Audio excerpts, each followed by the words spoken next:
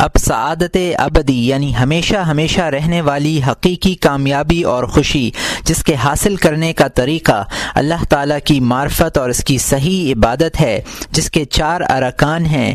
ان ارکان کا چوتھا رکن منجیات ہے، یعنی وہ چیزیں جو انسان کی فلاح اور نجات کا سبب بنتی ہیں۔ اس کی تیسری اصل کا آغاز کرتے ہیں جو کہ خوف و امید کے بارے میں ہے۔ اصل سوم خوف و امید۔ معلوم ہونا چاہیے کہ خوف و امید سالک کے لیے 2 بازوؤں کی طرح ہیں جن کی قوت سے وہ بلند مقامات کو پہنچتا ہے، کیونکہ جمال الہی کے حجابات بہت بلند ہیں۔ جب تک امید صادق پیدا نہ ہو اور جمال الہی کی لذت مدد نہ کرے، ان بلندیوں کو طے کرنا بہت مشکل ہے۔ اس کے برعکس نفسانی خواہشات جو دوزخ کی راہ پر واقع ہیں، ایسی غالب اور انسان کو فریب دینے والی اور اپنے طرف کھینچنے والی ہیں کہ انسان کا اس کے دام سے بچنا بہت مشکل ہے۔ جب تک انسان کے دل پر خدا کا خوف غالب نہ ہوگا، اس ہوا و ہوس سے بچنا ناممکن ہے۔ اسی بنا پر خوف و امید کی بڑی فضیلت رکھی گئی ہے، کیونکہ امید باغ کی طرح ہے جو بندے کو کھینچتی ہے، اور خوف درے اور کوڑے کی مانند ہے جو اس کو چلاتا ہے۔ ہم پہلے امید کا بیان کرتے ہیں اور اس کے بعد خوف کا ذکر کریں گے۔ امید و رجا کی فضیلت۔ اے عزیز، معلوم ہونا چاہیے کہ خداوند تعالی کی عبادت اس کے کرم کی امید پر اس عبادت سے بڑھ کر ہے جو عذاب کے خوف سے کی جائے، کیونکہ امید کا نتیجہ محبت ہے، اور ظاہر ہے کہ محبت کے درجے سے بالاتر کوئی درجہ نہیں ہے، اور خوف کا نتیجہ ڈر اور نفرت ہے۔ چنانچہ رسول اکرم صلی اللہ علیہ وسلم نے فرمایا ہے، لا یموتن احدکم الا هو یحسن الظن باللہ، یعنی تم میں سے ہر ایک کو لازم ہے کہ خدا کے ساتھ نیک گمان کرتا ہوا مرے۔ جب مرے تو خدا کے ساتھ اس کا گمان نیک ہو۔ خداوند تعالی کا ارشاد ہے کہ میں بندے کے گمان کے قریب ہوں، اور اس کو کہو وہ جو گمان رکھنا چاہتا ہے میرے ساتھ رکھے۔ سرور کائنات صلی اللہ علیہ وسلم نے ایک شخص کو نزع کے عالم میں دیکھ کر فرمایا کہ تو خود کو کس حال میں پاتا ہے؟ اس نے کہا کہ میں گناہوں سے ڈرتا ہوں اور خداوند تعالی کی رحمت کا امیدوار ہوں۔ تب حضور صلی اللہ علیہ وسلم نے فرمایا کہ ایسے وقت میں نزع میں جس کے دل میں یہ دونوں باتیں جمع ہوتی ہیں، حق تعالی اس کو ڈر سے بچاتا ہے اور اس کی امید بر لاتا ہے۔ حق تعالی نے حضرت یعقوب علیہ السلام پر وحی بھیجی کہ آیا تم جانتے ہو کہ یوسف کو میں نے تم سے کس لیے جدا کیا؟ میں نے اس واسطے جدا کیا کہ تم نے کہا تھا کہ وَأَخَافُ أَن يَأْكُلَهَا الذِّئْبُ، میں اس بات سے ڈرتا ہوں کہ اس کو بھیڑیا کھا جائے گا۔ تم بھیڑیے سے تو ڈرے لیکن میرے کرم کی امید نہ رکھی اور میری حفاظت کو اہمیت نہ دیتے ہو۔ بھائیوں کی غفلت اور بے پرواہی کی طرف تمہارا خیال گیا۔ حضرت علی کرم اللہ وجہہ نے ایک شخص کو دیکھا جو اپنے گناہوں کی کثرت سے نہایت خوفزدہ تھا۔ آپ نے اس سے فرمایا کہ مایوس مت ہو کہ خداوند تعالی کی رحمت گناہوں سے کہیں زیادہ ہے۔ حضور اکرم صلی اللہ علیہ وسلم کا ارشاد ہے کہ حق تعالی قیامت میں ایک بندے سے پوچھے گا کہ دوسرے بندے کو گناہ کا کام کرتے ہوئے دیکھ کر تو نے احتساب کیوں نہیں کیا؟ اگر حق تعالی اس کی زبان کو گویا فرما دے تو وہ کہے گا کہ میں لوگوں سے ڈرا اور تیری رحمت کا امیدوار رہا، تب اللہ تعالیٰ اس پر رحم فرمائے گا۔ اس طرح ایک دن حضور اکرم صلی اللہ علیہ وسلم نے فرمایا، جو کچھ میں جانتا ہوں اگر تم اسے جان لو تو بہت گریہ و زاری کرو اور ہنسنا کم کر دو اور جنگل کی طرف نکل جاؤ، سینہ کوبی اور گریہ و زاری کرنے لگو۔ تب حضرت جبرائیل علیہ السلام تشریف لائے اور کہا، اے محمد صلی اللہ علیہ وسلم، حق تعالی فرماتا ہے کہ آپ میرے بندوں کو میری رحمت سے نا امید کیوں کرتے ہیں؟ اس کے بعد حضور اکرم صلی اللہ علیہ وسلم باہر تشریف لائے اور فضل الہی سے امید رکھنے کے بارے میں ارشاد فرمایا۔ حق تعالی نے حضرت داؤد علیہ السلام پر وحی نازل فرمائی کہ اے داؤد، تم مجھے دوست رکھو اور لوگوں کے دلوں میں مجھے دوست بنا دو۔ انہوں نے کہا، بار الہ، تجھے ان کا دوست کس طرح بناؤں؟ فرمایا، میرا فضل و انعام ان کو سنا دے کہ مجھ سے نیکی کے سوا کچھ نہیں دیکھیں گے۔ کسی شخص نے یحییٰ بن عطم کو خواب میں دیکھ کر دریافت کیا کہ خداوند تعالی نے تمہارے ساتھ کیا معاملہ کیا؟ انہوں نے جواب دیا کہ مجھے موقف سوال میں کھڑا کر کے کہا گیا کہ اے بوڑھے، تو نے فلاں فلاں ایسے کام کیے ہیں۔ ان سوالوں سے میرے دل پر ہیبت طاری ہو گئی۔ پھر میں نے عرض کیا کہ الہ العالمین، تیرے بارے میں مجھے ایسی خبر نہیں دی گئی تھی۔ باری تعالی نے فرمایا کہ پھر کیسے خبر تجھے دی گئی تھی؟ میں نے عرض کیا کہ مجھ سے شیخ عبدالرزاق نے، ان سے معمر نے زہری سے، اور زہری نے انس رضی اللہ تعالی عنہ نے رسول اکرم صلی اللہ علیہ وآلہ وسلم سے، اور رسول اکرم صلی اللہ علیہ وآلہ وسلم نے حضرت جبرائیل علیہ السلام سے، حضرت جبرائیل علیہ السلام نے تجھے یہ خبر دی تھی کہ تو نے فرمایا ہے کہ میں اپنے بندوں کے ساتھ ایسا معاملہ کروں گا جیسے وہ میرے بارے میں گمان رکھتا ہے، اور میں امید رکھتا تھا کہ تو مجھ پر رحمت فرمائے گا۔ تب ارشاد ہوا کہ جبرائیل، رسول اللہ صلی اللہ علیہ وآلہ وسلم، انس، زہر، معمر اور عبدالرزاق رحمہم اللہ تعالی سب سچے ہیں، تجھ پر رحم کیا جاتا ہے۔ پھر مجھ کو خلعت پہنایا گیا، غلمان میرے جلو جلو چلتے ہیں، میں نے ایسی خوشی کبھی نہیں پائی تھی۔ حدیث شریف میں آتا ہے کہ بنی اسرائیل میں ایک شخص لوگوں کو خدا کی رحمت سے مایوس کیا کرتا تھا اور ان کو محنت میں مبتلا کرتا تھا۔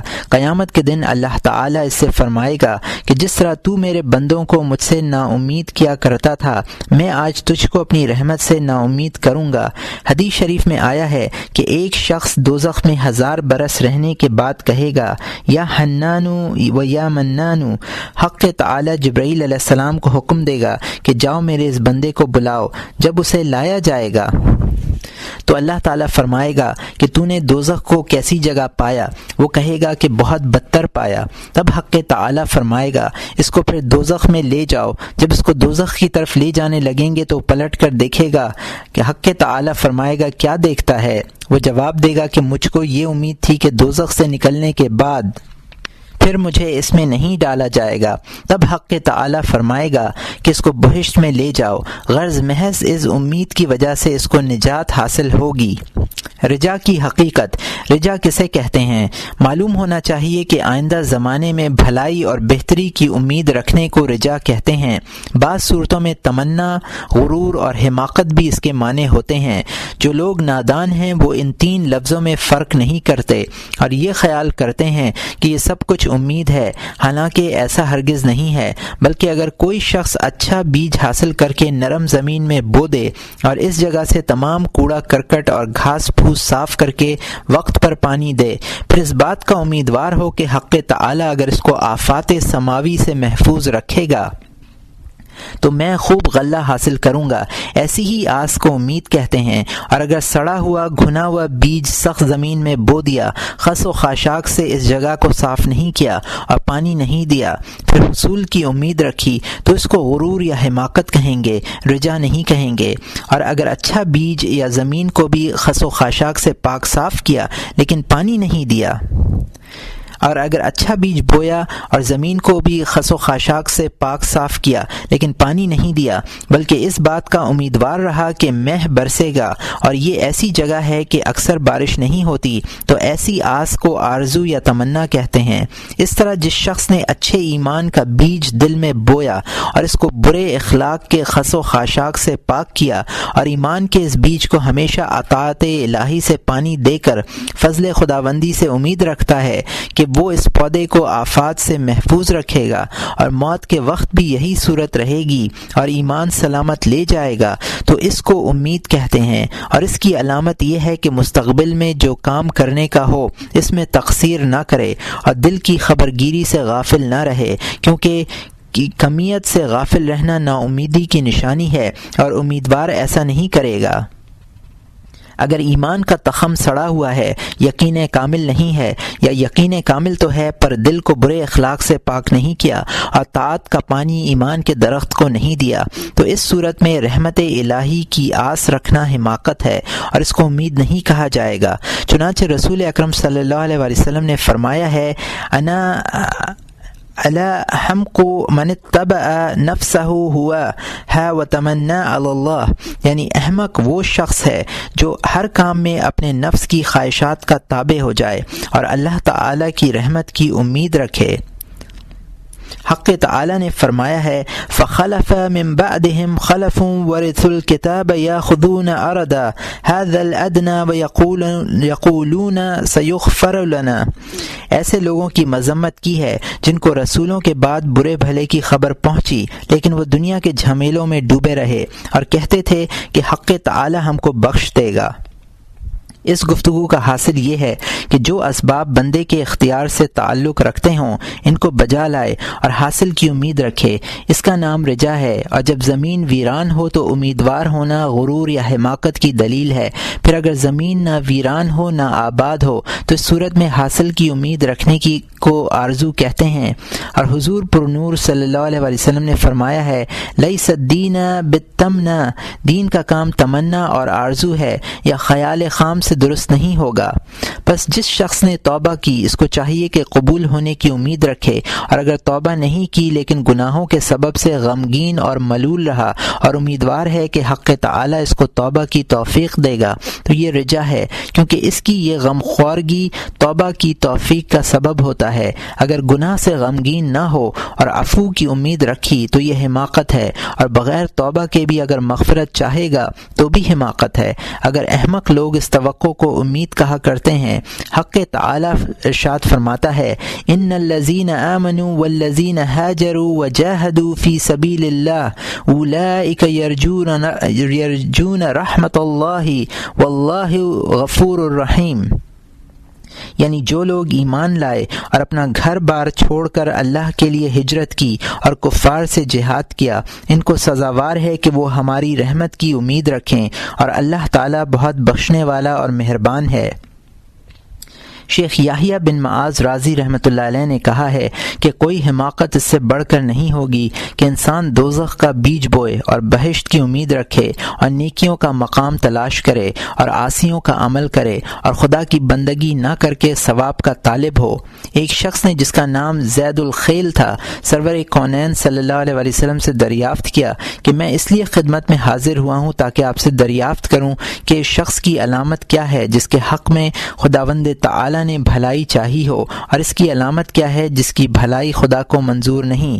حضور اکرم صلی اللہ علیہ وسلم نے فرمایا کہ یہی اس بات کا نشان ہے کہ خداوند تعالی کو تیری بھلائی منظور ہے، اور اگر تو برے کام کا خیال کرتا تو وہ تجھے اس میں مشغول فرما دیتا، پھر اس کو کچھ پرواہ نہ ہوتی کہ وہ تجھے دوزخ کی کس وادی میں ہلاک کرے۔ رجا کے حصول کا طریقہ۔ اے عزیز، معلوم ہونا چاہیے کہ دو بیماروں کے سوا اس دوا کی حاجت اور کسی کو نہیں ہے۔ ان میں سے ایک شخص وہ ہے جو کثرت گناہ کے باعث نا امید ہو کر توبہ نہیں کرتا اور کہتا ہے کہ میری توبہ قبول نہیں ہوگی۔ دوسرا وہ شخص ہے جو کثرت عبادت سے خود کو ہلاکت میں ڈال رہا ہے اور اپنی طاقت سے زیادہ محنت کرتا ہے۔ ان دونوں مریضوں کے لیے دوا کی حاجت ہے، لیکن جو غافل ہیں ان کے لیے یہ دوا فائدہ بخش نہیں ہے بلکہ زہر قاتل کا حکم رکھتی ہے۔ نا امید شخص کو دو اسباب سے حاصل ہوگی۔ اول یہ کہ مخلوق الہی کو جو دنیا میں اس قسم نباتات و حیوانات ہیں اور ان کے علاوہ یہ طرح طرح کی نعمتیں موجود ہیں، ان کو عبرت کی نظر سے دیکھے تاکہ حق تعالی کی رحمت و عنایت اور لطف جو اس سے مافوق نہیں ہے اس کے خیال میں آئے۔ مثلا وہ اپنے بدن پر ہی نظر کرے تو معلوم ہوگا کہ جو اعضاء ضروری تھے وہ اس نے بڑی خوبی سے پیدا کیے ہیں، جیسے سر اور دل، ایسے اعضاء جن کی حاجت تھی لیکن ناگزیر نہیں تھے، جیسے ہاتھ پاؤں یا محض ان سے آرائش مقصود تھی، حاجت بھی نہیں تھی، جیسے لبوں کی سرخی، ابرو کی کجی، آنکھ کی سیاہی، پلکوں کا سیدھا ہونا۔ اور یہ رحمت محض انسان ہی کے ساتھ مخصوص نہیں ہے بلکہ حیوانات کو بھی یہ خوبیاں عطا کی ہیں، یہاں تک کہ زنبور شہد کی مکھی کی شکل بہت ہی اچھی اور لطیف بنائی ہے اور الہام کے ذریعے اس کو بتایا کہ گھر کو خوب اچھے انداز کا بنائے اور اس میں شہد جمع کرے۔ جس طرح رعیت اپنے بادشاہ کی اطاعت کرتی ہے اور حکم بجا لاتی ہے، اسی طرح شاہ زنبوراں کو بھی صیانت اور نظم و نسق طریقہ حکمرانی کا سکھایا۔ جب انسان اپنے ظاہر و باطن اور دوسری مخلوقات میں ایسے عجائب پر غور و تأمل کرے گا تو اس وقت وہ سمجھ لے گا کہ خدا کی رحمت میں مایوسی اور خوف کے غلبے کی گنجائش نہیں، بلکہ بندے کو چاہیے کہ خوف اور رجا برابر ہوں۔ ہاں، اگر رجا غالب ہو تو کچھ مذائقہ نہیں ہے، غرض خداوند تعالی کی رحمت اور اس کا لطف جو اس نے اپنے بندوں پر فرمایا ہے بے نہایت ہے۔ کسی بزرگ کا قول ہے کہ قرآن پاک کی کوئی آیت مدانیات سے زیادہ تسلی بخشنے والی نہیں ہے، جس میں تاکید ہے کہ جب ہم کسی کو مال قرض دیں تو ہمارے مال کی نگہداشت کرے اور اس کو ضائع نہ ہونے دے۔ بس ایسی عنایتوں کا مالک ہم عاصیوں کی بخشش کس طرح فرمائے گا جبکہ اس کو ہمارے مال کی حفاظت تک کا خیال ہے، جس کے نتیجے میں سب کے سب دوزخ میں چلے جائیں۔ پس رجا کے حصول کا یہ بہترین علاج ہے، لیکن ہر شخص اس درجے اور منزل تک نہیں پہنچ سکتا۔ دوسرا ذریعہ یہ ہے کہ ان آیات اور احادیث میں جو رجا کے بارے میں ہے غور و فکر کرے، اور ایسی آیات بہت ہیں۔ لا تقنطوا من رحمت اللہ ویستغفرون لمن فی الارض ذلک یخوف اللہ بہ عبادہ۔ میری رحمت سے نا امید نہ ہو، ملائکہ بندوں کی مغفرت کے واسطے دعا مانگتے ہیں۔ دوزخ کو اس لیے پیدا کیا گیا ہے تاکہ کافروں کو اس میں ڈالا جائے اور مسلمانوں کو اس سے صرف ڈرایا جاتا ہے۔ رسول اکرم صلی اللہ علیہ وسلم اپنی امت کی مغفرت چاہنے سے کبھی بے فکر نہ ہوئے، یہاں تک کہ یہ آیت نازل ہوئی وَلَسَوْفَ يُؤْتِيكَ رَبُّكَ فَتَرْضَىٰ۔ ان قریب اے محمد صلی اللہ علیہ وسلم حق تعالی شفاعت کی ایسی خاص نعمت عطا فرمائے گا جس سے آپ راضی ہو جائیں گے۔ تب حضور صلی اللہ علیہ وسلم نے فرمایا، بے شک جب تک میری امت کا ایک ایک فرد دوزخ سے رہائی نہیں پائے گا میں اس وقت تک راضی نہیں ہوں گا۔ مغفرت کی حدیثیں۔ حضور اکرم صلی اللہ علیہ وسلم فرماتے ہیں کہ میری امت مرحومہ ہے، ان کا عذاب دنیا میں فتنہ اور زلزلہ ہے۔ جب قیامت کا دن آئے گا ہر ایک مسلمان کے ہاتھ میں ایک کافر کو دیکھ کر کہا جائے گا کہ یہ دوزخ سے تیرا فدیہ ہے۔ ارشاد فرمایا، بخار یا تپ جو آدمی کو آتی ہے یہ دوزخ کی آگ کا اثر ہے اور دوزخ سے مومن کا حصہ یہی ہوگا۔ حضرت ابو ہریرہ رضی اللہ تعالی عنہ فرماتے ہیں کہ حضور اکرم صلی اللہ علیہ وسلم نے بارگاہ الہی میں مناجات کی کہ یا الہی میری امت کا حساب میرے مرتبے کے موافق فرما تاکہ کسی نبی کی امت ان کے برابر نہ ہو۔ حق تعالی نے ارشاد فرمایا، اے محمد یہ تیری امت اور میرے بندے ہیں، میں ان پر سب سے زیادہ مہربان ہوں، میں نہیں چاہتا کہ ان کا ثواب کوئی دوسرا پائے۔ حضور اکرم صلی اللہ علیہ وسلم نے فرمایا، میری حیات میں تمہاری بھلائی ہے اور میری ممات میں بھی، کیونکہ اگر میں زندہ رہوں تو شریعت کے احکام تم کو سکھاؤں، اور اگر وفات پا جاؤں تو تمہارے اعمال میرے سامنے لائے جائیں گے۔ جو عمل تمہارا نیک ہوگا اس پہ خداوند تعالی کی حمد اور اس کا شکر بجا لاؤں گا، اور جو عمل بد ہوگا اس پر مغفرت چاہوں گا۔ ایک دن حضور اکرم صلی اللہ علیہ وسلم نے بارگاہ رب العزت میں اس طرح خطاب فرمایا، یا کریم العفو یا کریم العفو۔ جبرائیل علیہ السلام نے کہا، یا محمد اس کے معنی تو یہ ہوئے کہ تقصیر بخش دے اور اس کو نیکی سے بدل دے۔ حضور صلی اللہ علیہ وسلم نے فرمایا کہ جب بندہ گناہ کر کے استغفار کرتا ہے تو حق تعالی فرماتا ہے، اے فرشتو تم دیکھو کہ جب میرے بندے نے گناہ کیا تو اس نے سمجھا کہ اس کا ایک مالک ہے جو تقصیر کا مواخذہ کرے گا اور بخش دے گا، تم گواہ رہو کہ میں نے اس کو بخش دیا۔ حضور صلی اللہ علیہ وسلم نے فرمایا کہ حق تعالی فرماتا ہے کہ اگر میرا بندہ آسمان بھر کے گناہ کرے اور پھر استغفار کرے اور مغفرت کی امید رکھے تو میں اس کو بخش دوں گا، اور اگر بندہ زمین بھر کے گناہ کرے تو بھی میں اس کے واسطے زمین برابر رحمت رکھتا ہوں۔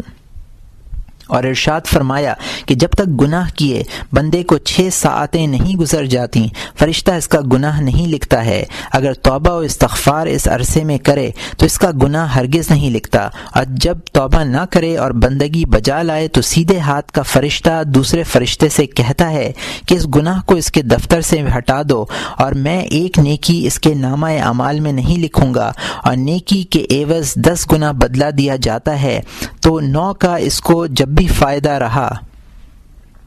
حضور اکرم صلی اللہ علیہ وسلم نے ایک دن فرمایا کہ جب بندہ گناہ کرتا ہے تو اس کا حساب لکھا جاتا ہے۔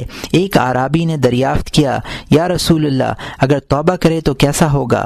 آپ صلی اللہ علیہ وسلم نے فرمایا کہ گناہ محو کر دیا جاتا ہے۔ عرض کیا کہ یہ صورت کب تک رہے گی؟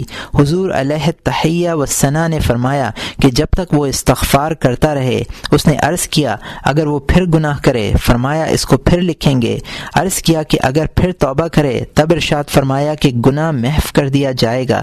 اس نے دریافت کیا کہ یہ صورت کب تک باقی رہے گی؟ آپ صلی اللہ علیہ وسلم نے فرمایا جب تک وہ استغفار کرتا رہے گا۔ حق تعالی بخشائش سے اس وقت تک ملول نہیں ہوتا جب تک بندہ استغفار سے ملول نہ ہو، اور بندہ جب نیکی کا ارادہ کرتا ہے تو فرشتہ اس کے لیے ایک نیکی لکھ دیتا ہے، اور جب وہ نیک کام کر لیتا ہے تو اس کے لیے 10 نیکیاں لکھی جاتی ہیں، اور پھر 700 تک ان نیکیوں میں اضافہ ہوتا ہے۔ اور جب بندہ کسی معصیت کا قصد کرتا ہے تو فرشتہ اس کو نہیں لکھتا، جب اس سے وہ گناہ سرزد ہو جاتا ہے تو ایک ہی گناہ لکھا جاتا ہے، اور خداوند تعالی کی بخشش اس کے علاوہ ہے، چاہے تو اس کو معاف فرما دے۔ ایک شخص نے رسول اکرم صلی اللہ علیہ وسلم سے دریافت کیا کہ حضور میں رمضان کے روزے رکھتا ہوں، 5 وقت کی نماز ادا کرتا ہوں، اس سے زیادہ نماز نہیں پڑھتا، زکوٰۃ اور حج مجھ پر فرض نہیں کیونکہ میں مالدار نہیں ہوں، مجھے بتائیے کہ کل قیامت میں میں کہاں ہوں گا؟ حضور اکرم صلی اللہ علیہ وسلم نے تبسم فرمایا اور ارشاد کیا کہ تم میرے ساتھ رہو گے، بشرط یہ کہ دل کو دشمنی اور حسد سے، زبان کو جھوٹ اور غیبت سے، اور اپنی نظروں کو حرام، کوتاہ بینی اور دوسروں کی اہانت سے باز رکھو گے تو تم میرے ساتھ بہشت میں داخل ہوگے اور میں تم کو عزیز رکھوں گا۔ روایت ہے کہ ایک اعرابی نے رسول اکرم صلی اللہ علیہ وسلم سے دریافت کیا کہ بندوں کے اعمال کا حساب قیامت کے دن کون کرے گا؟ آپ صلی اللہ علیہ وسلم نے فرمایا حق تعالی حساب فرمائے گا۔ اس نے دریافت کیا کہ وہ خود آپ حساب فرمائے گا؟ سرور کونین صلی اللہ علیہ وسلم نے فرمایا ہاں، وہ آپ حساب فرمائے گا۔ یہ سن کر وہ اعرابی ہنسنے لگا۔ حضور صلی اللہ علیہ وسلم نے اعرابی سے ہنسنے کی وجہ دریافت کی تو اس نے کہا میں یوں ہنس رہا ہوں کہ کریم جب غالب ہوتا ہے تو وہ بندے کی تقصیر معاف فرما دیتا ہے اور حساب آسانی سے لیتا ہے۔ حضور صلی اللہ علیہ وسلم نے فرمایا اس اعرابی نے سچ کہا کیونکہ حق تعالی سے زیادہ کوئی کریم نہیں ہے۔ پھر آپ صلی اللہ علیہ وسلم نے فرمایا کہ یہ اعرابی بہت بڑا فقیہ اور دانش مند ہے کہ اس نے ایسی عمدہ بات کہی۔ پھر حضور اکرم صلی اللہ علیہ وسلم نے فرمایا کہ حق تعالی نے کعبہ کو بزرگی عطا کی ہے اور عظیم مرتبہ دیا ہے، اگر کوئی بندہ اس کو ویران کرے، اس کے پتھروں کو الگ کر دے اور اس کو جلا دے، تب بھی اس کی تقصیر اتنی بڑی نہیں ہوگی جتنی ایک دل کی اہانت اور حقارت سے ہوتی ہے۔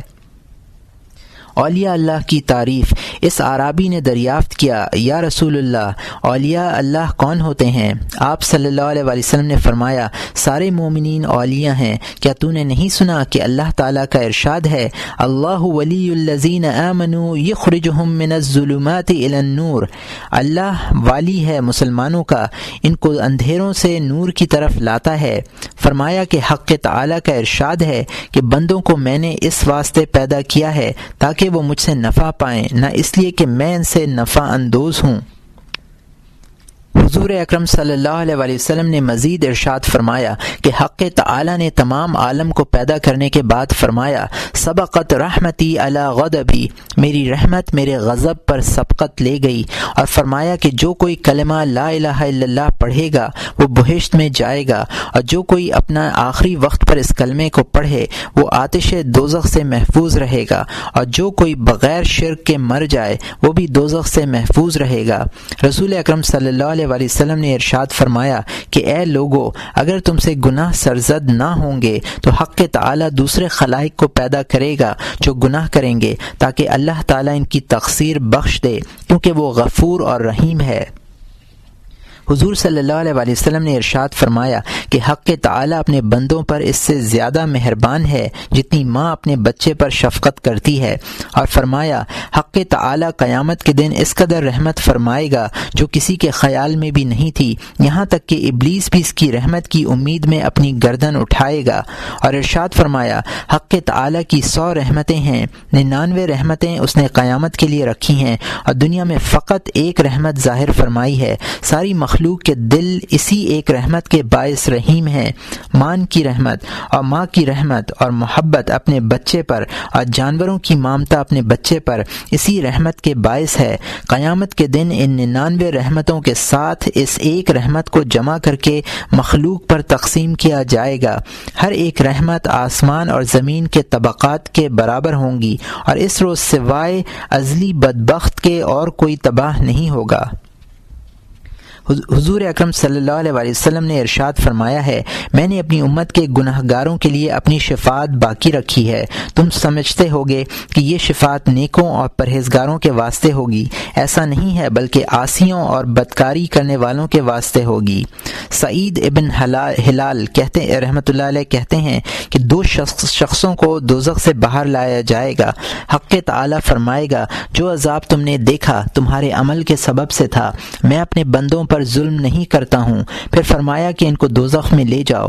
ایک شخص زنجیریں پڑی ہونے کے باوجود جل چلا جائے گا اور کہے گا کہ میں اپنی معصیت کے بوجھ سے اتنا ڈر گیا ہوں کہ اب حکم بجا لانے میں تقصیر نہیں کر سکتا۔ دوسرا شخص کہے گا، یا الہی، میں نیک گمان رکھتا تھا اور مجھے امید تھی کہ جب تو مجھے دوزخ سے نکالے گا تو پھر وہاں نہیں بھیجے گا۔ تب حق تعالی اس جواب پر دونوں کو بہشت بھیج دے گا۔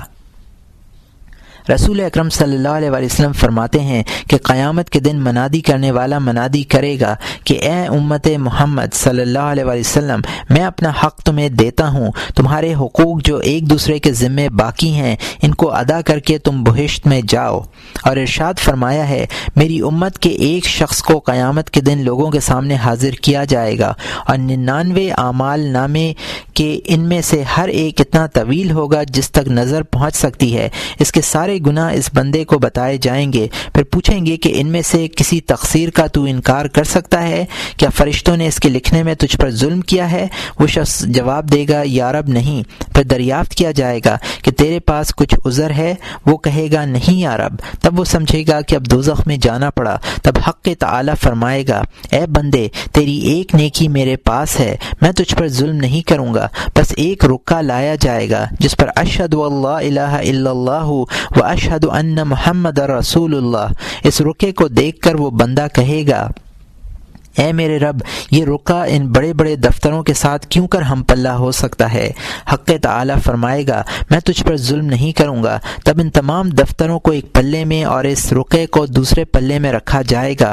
رکے کا پلہ دوسرے پلوں کو ہلکا کر کے سب سے بھاری ہو جائے گا، کیونکہ کوئی عمل توحید الہی کا مقابلہ نہیں کر سکتا۔ حضور پر نور صلی اللہ علیہ وسلم فرماتے ہیں، حق تعالی فرشتوں کو حکم دے گا کہ جس کے دل میں ایک مسقال کے برابر نیکی ہو اس کو دوزخ سے نکال دو۔ بس بہت سے لوگوں کو دوزخ سے نکال لیا جائے گا اور کہا جائے گا کہ اب کوئی ایسا باقی نہیں رہا کہ ذرہ برابر نیکی رکھتا ہو۔ تب اللہ تعالیٰ فرمائے گا، جس کے دل میں ایک ذرہ برابر نیکی ہو اس کو نکالو۔ بہت سے لوگوں کو نکال لیا جائے گا اور کہا جائے گا کہ اب ایسا کوئی شخص باقی نہیں رہا۔ کہا جائے گا کہ فرشتوں، انبیاء اور مومنوں کی شفاعت قبول ہوئی، اب صرف ارحم الراحمین کی رحمت کی دستگیری باقی ہے۔ تب ایک مٹھی بھر جماعت کو رحمت گھیرے گی اور ایسے لوگوں کو دوزخ سے نکالے گی کہ کبھی ایک ذرہ برابر نیکی انہوں نے نہیں کی ہوگی۔ سب جل کر آملے کی طرح سیاہ ہو گئے ہوں گے۔ ان کو جنت کی ایک نہر میں ڈالا جائے گا جس کا نام نہر الحیات ہے۔ وہاں سے یہ لوگ پاک و صاف ہو کر نکلیں گے اور ان کے گلوں میں چمکتے موتیوں جیسے مالے ہار پڑے ہوں گے۔ اہل بہشت ان کو پہچان لیں گے اور کہیں گے کہ یہ تو وہ لوگ ہیں جنہوں نے کچھ بھی نیکی نہیں کی ہے اور حق تعالی نے ان کو دوزخ سے نجات دے دی۔ حق تعالی فرمائے گا، تم بہشت میں جاؤ، وہاں جو کچھ تم دیکھ رہے ہو وہ سب تمہاری ملکیت ہے۔ وہ عرض کریں گے، الہی تو نے ہم کو ایسی نعمت عطا فرمائی جو اور کسی کو عطا نہیں فرمائی۔ اللہ تعالی ارشاد فرمائے گا کہ میرے پاس تمہارے لیے ایک اور بڑی نعمت موجود ہے۔ وہ عرض کریں گے کہ الہی اس سے بڑی نعمت اور کیا ہوگی جو تو نے ہم کو عطا فرمائی ہے؟ اللہ تعالی فرمائے گا، وہ میری رضا ہے کہ میں تم سے راضی ہوں اور کبھی ناخوش نہیں ہوں گا۔ یہ حدیث مذکورہ بالا صحیح بخاری اور صحیح مسلم دونوں میں مذکور ہے۔ عمر ابن حزم رضی اللہ تعالی عنہ فرماتے ہیں کہ حضور صلی اللہ علیہ وآلہ وسلم 3 دن تک سوائے فرض نماز کے کاشانہ نبوت سے باہر تشریف نہیں لائے۔ چوتھے روز آپ باہر تشریف لائے اور ارشاد فرمایا کہ حق تعالی نے مجھ سے وعدہ فرمایا ہے کہ آپ کی امت کے 70,000 آدمی بغیر حساب کے جنت میں جائیں گے، اور میں ان دنوں میں اس تعداد میں اضافہ کے لیے طلبگار رہا۔ میں نے حق تعالی کو بڑا کریم پایا، اس نے ان 70,000 میں سے ہر ایک کی خاطر 70,000 کو بخش دیا۔ تب میں نے بارگاہ الہی میں عرض کیا کہ الہی، میری امت میں اتنی تعداد میں لوگ ہوں گے۔ ارشاد ہوا کہ اعرابیوں کے ملانے سے اتنی تعداد پوری ہو جائے گی۔ روایت ہے کہ حضور سرور کونین صلی اللہ علیہ وآلہ وسلم کے عہد مسعود میں ایک بچے کو کسی جنگ میں اسیر کر کے قید میں رکھا۔ اس دن سخت گرمی تھی۔ ایک خیمے سے ایک عورت کی نظر اس بچے پر پڑی، وہ دوڑتی ہوئی آئی، خیمے کے دوسرے لوگ بھی اس کے پیچھے دوڑے۔ اس عورت نے بچے کو دوڑ کر اٹھا لیا اور چھاتی سے لگا کر اپنا سایہ اس کے اوپر ڈالا تاکہ وہ دھوپ سے محفوظ رہے۔ لوگ عورت کی یہ محبت دیکھ کر حیران رہ گئے اور رونے لگے۔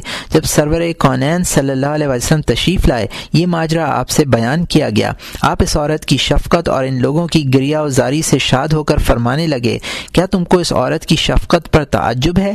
لوگوں نے عرض کیا، جی ہاں یا رسول اللہ صلی اللہ علیہ وسلم۔ اس وقت حضور اکرم صلی اللہ علیہ وسلم نے ارشاد فرمایا کہ اس عورت کو اپنے بچے سے جس قدر محبت ہے، اللہ تعالیٰ اس سے زیادہ تم سے محبت فرماتا ہے۔ تمام مسلمان یہ خوشخبری سن کر شاد و خرم وہاں سے واپس ہوئے۔ حضرت ابراہیم ادہم رحمۃ اللہ علیہ فرماتے ہیں کہ ایک رات طواف میں اکیلا تھا، بارش ہونے لگی۔ میں نے بارگاہ الہی میں مناجات کی کہ الہی، مجھے گناہوں سے اس طرح محفوظ رکھ کہ کوئی معصیت مجھ سے سرزد نہ ہو۔ کعبے سے میں نے ایک آواز سنی کہ کسی نے کہا کہ تو عصمت کا طلبگار ہے اور میرے سب بندے بھی یہی مجھ سے چاہتے ہیں۔ اگر میں سب کو گناہوں سے محفوظ کر دوں تو میں اپنی رحمت اور عنایت کس پر ظاہر کروں گا؟ معلوم ہونا چاہیے کہ اس نوع کی احادیث بکثرت ہیں۔